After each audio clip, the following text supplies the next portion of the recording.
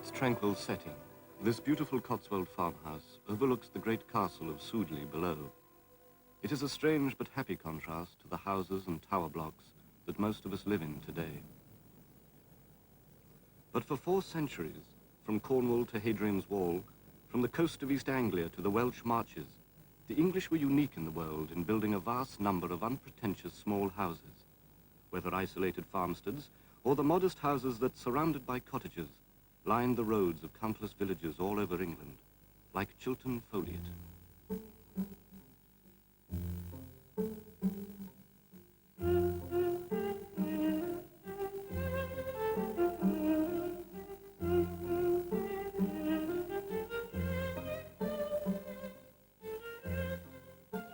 In England, the early rise of a middle class coincided with the greatest period of English architecture. On the continent, in Scotland, and beyond the border country in Wales, there was nothing between the great house and the humblest of cottages. Only in England are there so many small and genteel houses. Houses that were built for the parson, the doctor, and the yeoman farmer, and often for the poorer relatives of the landowner. These houses, and sometimes even the estate cottages, reflected the taste of that landowner whose great house lay just outside the village.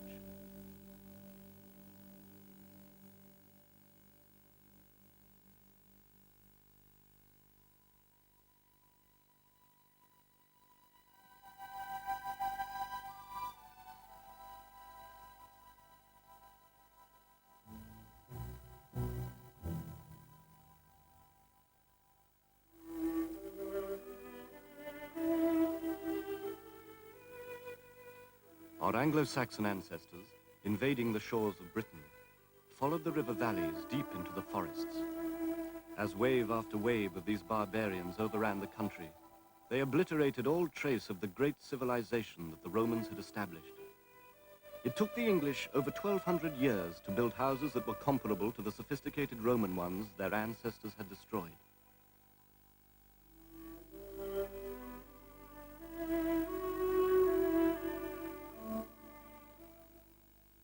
Beyond the hills, in remote valleys, traces of Saxon buildings lie hidden, fragments of a precarious civilization which, for hundreds of years, was only preserved by Christianity. A few isolated stone churches, often altered in later periods, have survived from Saxon times when virtually all other buildings were made of wood. It was the Normans, after they had conquered England, who first used stone as a building material on a large scale. And it was they and their successors during the Middle Ages who built the great stone castles, like Goodrich.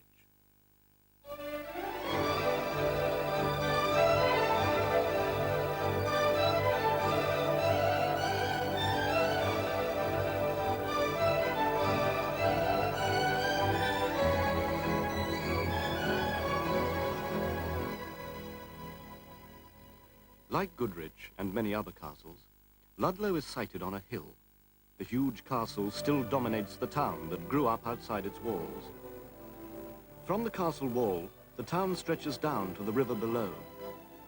The street plan is much older than the 17th, 18th, and 19th century houses which now line the streets, forming the pattern of a grid. A number of towns grew up in the protective shadow of the castle, but few of them were laid out to such a rigid plan as Ludlow.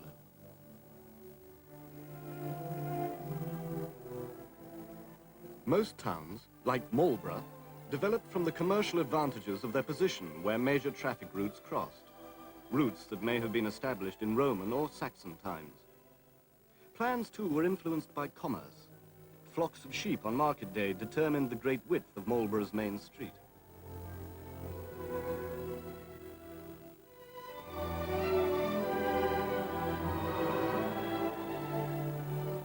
The churches of many towns and villages all over England were built out of the profits of wool. Chipping Campden was, from the Middle Ages, a centre of the wool industry, which, for centuries, was the main source of the country's wealth.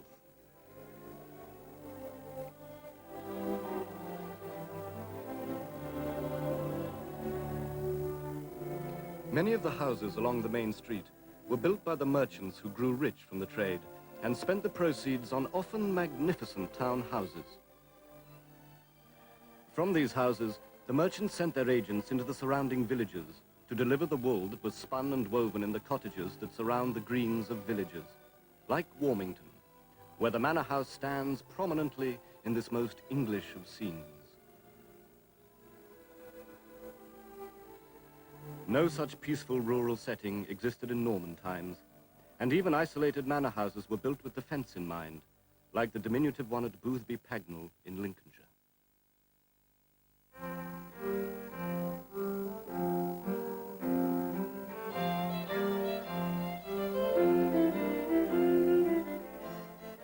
Like the castles, many Norman manor houses were built in stone, and their owners would have been important people determined to protect themselves and their most important possessions. At Boothby Pagnell, the virtually windowless ground floor was built as a vaulted storage room, the owners wisely living and sleeping in the great chamber above.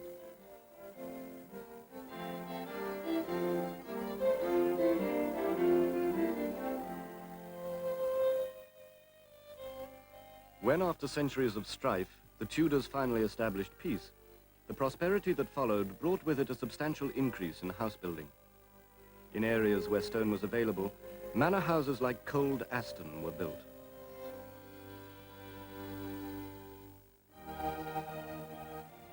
But the Tudors also reintroduced brickmaking, a craft that had disappeared with the Romans 1,000 years before. The brickmaking industry was established in the south and east of England, in an area where great quantities of clay were available. Many houses, like Breckles Hall in Norfolk, dug their own clay to make bricks for the house itself and the farms and cottages that were dependent on it. These private brickworks would have been closed down when the owners' buildings had been completed.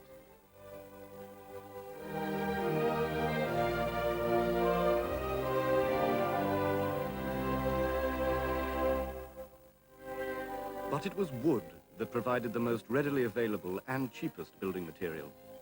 Even in Norman times and throughout the Middle Ages, timber was used for building the houses of all but the most powerful. It was used at Lower Brockhampton Hall, and even as late as the 17th century for the vast majority of farmhouses and cottages. Many towns contained only timber houses, nearly all of which have long since vanished. But the most prized of all building materials was stone, the only material which would have been considered by Queen Elizabeth's first minister.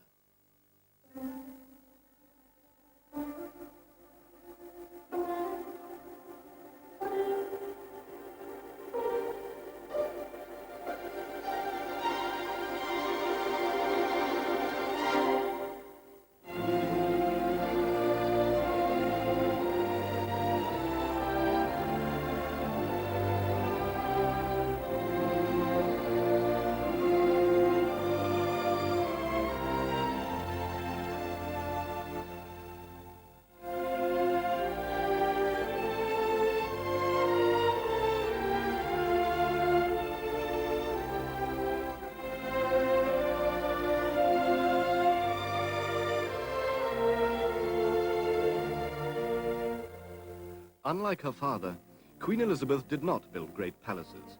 She had no need to when her courtiers, like Lord Burleigh, were prepared to build great palaces like this in which to entertain her. From a distance, it looks like a town with its turrets, chimney stacks, and its spire soaring above the roofline. Queen Elizabeth had welcomed to England the Flemish craftsmen who were fleeing from religious persecution on the continent.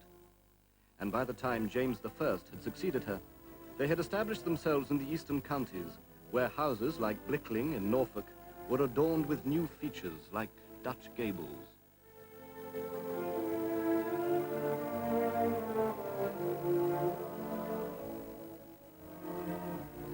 But even while Blickling was being built, the foundations of a completely new type of house were being dug in the Royal Park at Greenwich in 1616. The Queen's house at Greenwich was designed by Inigo Jones, the greatest of all English architects, who by adapting the classical architecture of Italy to England, firmly implanted the classical style on our buildings for the next 200 years. Both Inigo Jones and later Sir Christopher Wren, whose Royal Naval Hospital frames the Queen's house, have been credited with the design of countless private houses when, in fact, they built very, very few. They were both surveyors of the King's works and were far too busy with royal commissions. But they influenced all other architects in England, and they revolutionized our architecture by both simplifying it and using rules to establish correct proportions.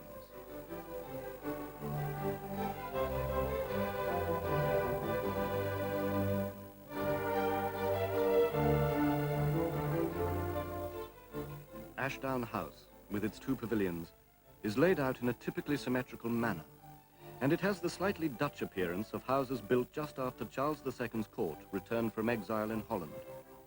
With its steeply pitched roof, surmounted by a cupola, it is the perfect doll's house.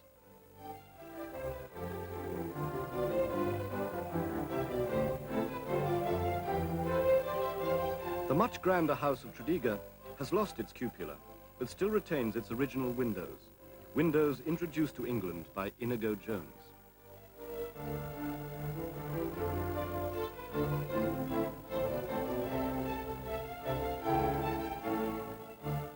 But by about 1680, these mullion and transom windows were no longer fashionable.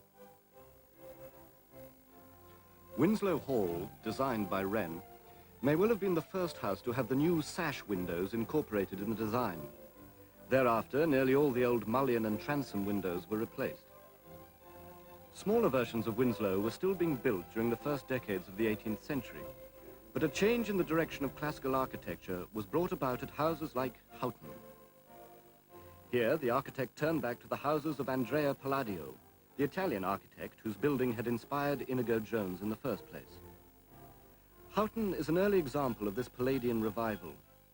The stone for the house was brought by sea from Yorkshire, a huge extravagance at the time, but the stables were built of local stone, one of the few economies that its immensely rich owner, Sir Robert Walpole, can have made in the building of his great and lavish palace that stands surrounded by its park, woods, and avenues.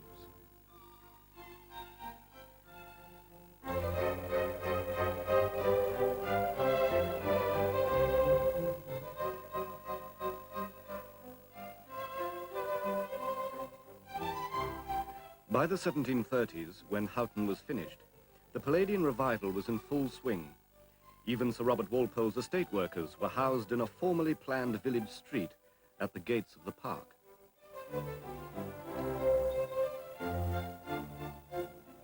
Towns, too, were subject to this rule of taste, like Bath. Inigo Jones was the first architect in England to introduce, at Covent Garden in London, the idea of treating all the houses on the side of a town square as a complete architectural composition. Nearly 100 years later, John Wood designed Queen Square in Bath. Wood, however, took it a stage further, linking the square to a circus by a street. After his death, his son and other architects added further streets, terraces, and great curving crescents, making Bath into the most beautiful town in England. Number 1 Royal Crescent could stand on its own as a Palladian mansion. Here it terminates Bath's most spectacular piece of town planning. Like the rest of Bath, John Wood the Younger built it of the local stone. Only the very rich could afford the cost of moving a heavy material like stone any distance, because the roads in the 18th century were appalling, and only slow ships and river barges provided a possible form of transport. Most towns throughout the country had to wait until a new transport system could give them access to heavy building material.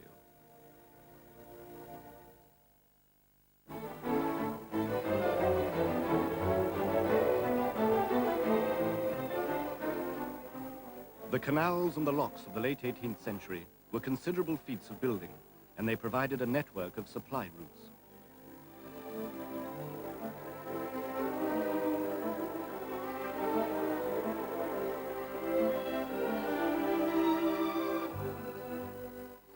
A canal spur from the River Severn brought Welsh slate in large quantities for the roofs of the fast-expanding town of Cheltenham and its suburb of Pittville. At Pittville, the charming Regency villas stand in their own grounds overlooking the public gardens. They were built for the successful middle classes at the beginning of the Industrial Revolution. It was also one of the first suburban developments, and it is still one of the most delightful. The canals, however, were soon to give way to a new and much faster transport system.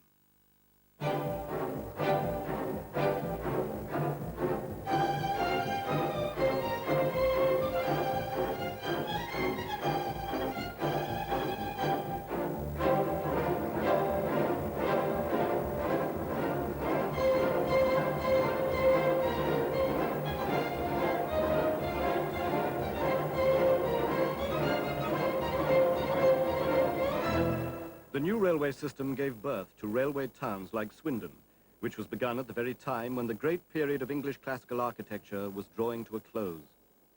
By 1840, when these railway workers' cottages were built, only the last vestiges of order, and perhaps a little charm, remained. The railways and the full force of the Industrial Revolution which depended on them together brought increasing chaos and ugliness to the English house. And this was hastened by the lifting of the tax on bricks and the mechanization of the brick industry.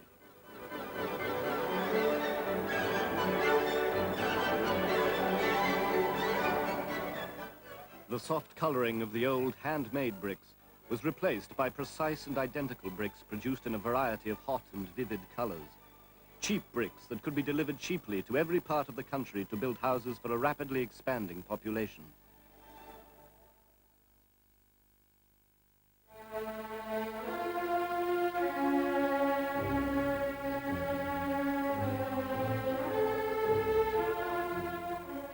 In mining areas, thousands upon thousands of cheap, similar terraced houses were built for the workforce. No longer would it be possible to know in which part of England you were by simply looking at the houses.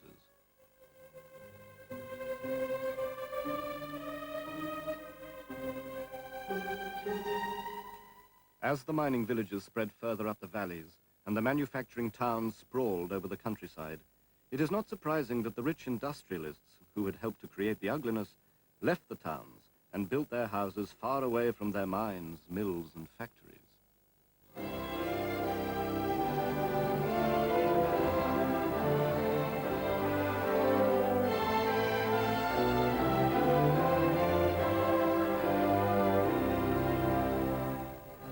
From early Victorian times, the owners of these vast new houses, like Harlexton, distanced themselves from the towns and cities not only by space, but by time, looking back to a distant past for a style that accorded with their romantic dreams of a merry rural England. At Harlexton, it was the Tudor period of Queen Elizabeth.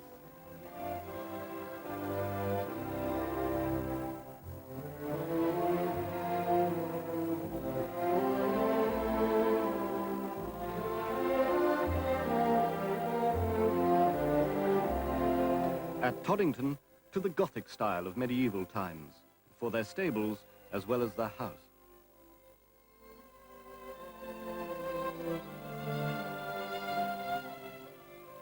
At Toddington, there is a lightness of touch in the pinnacles of the towers and turrets. But as the century wore on, the ever-increasing gloom of high Victorian Gothic affected all but a handful of architects.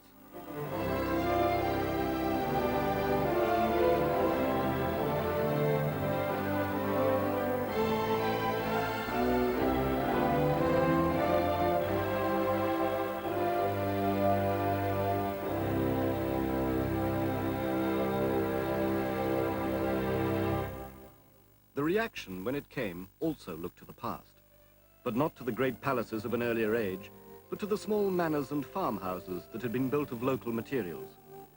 It was a style that was admirably suited to this modest farmhouse, designed by Charles Voysey.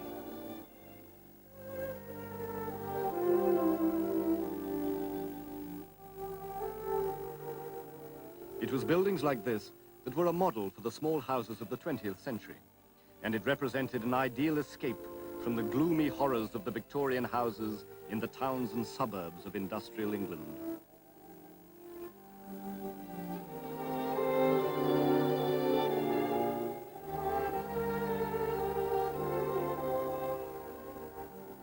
The garden cities too, like Welwyn, were another means of escape into surroundings that, however self-consciously planned, were a successful attempt to bring a village atmosphere into suburbia at the beginning of this century.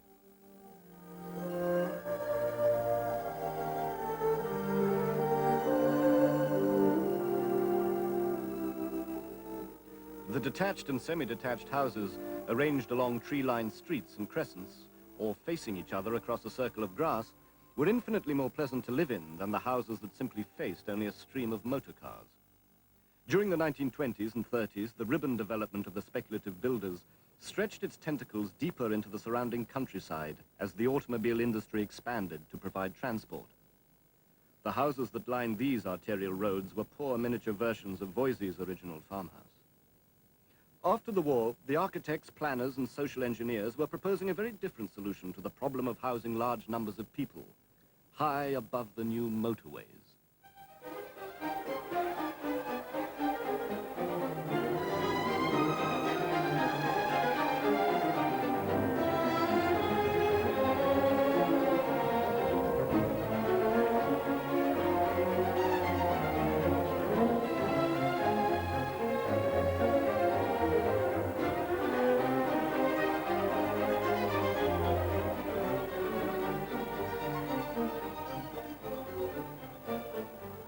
The tower blocks, which dominate this area of Birmingham, were seen to be the ideal solution to the housing problem in the 1950s and 60s, but which have subsequently proved to be the wrong one. However, these brand new Tudor-style houses, complete with leaded windows and exposed beams, have for many people provided a better answer. A very English answer to a seemingly eternal dream, a dream of the perfect English house.